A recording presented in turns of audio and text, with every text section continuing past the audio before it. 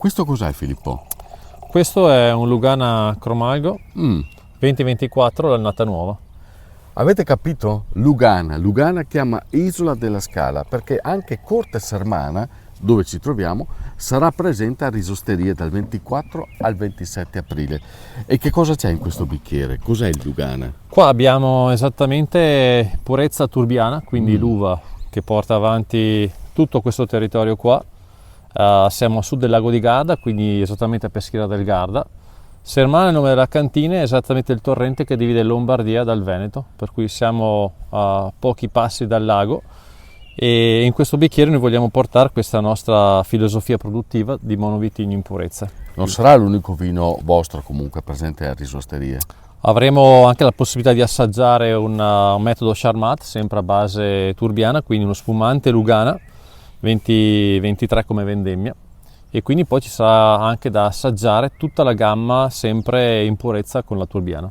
Ma senti Filippo, sai che Isola della Scala è la patria del riso, no? Riso all'isolana in particolare, poi ci sono tanti altri tipi di risotto là, ma il Lugana va bene col risotto?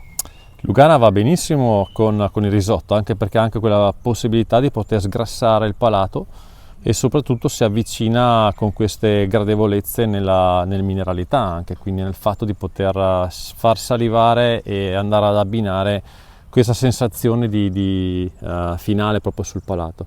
In più soprattutto possiamo anche avere questa grassezza che viene pulita proprio dalla freschezza del Lugana. Grassezza, secondo te con i gnocchi sbatui?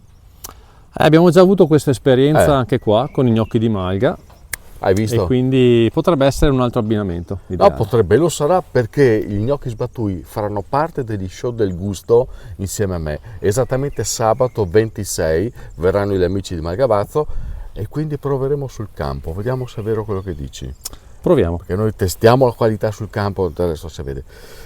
Cin cin. Cin cin. Allora, appuntamento a Risosteria anche con Corte Sermana direttamente dalla zona del Lugana.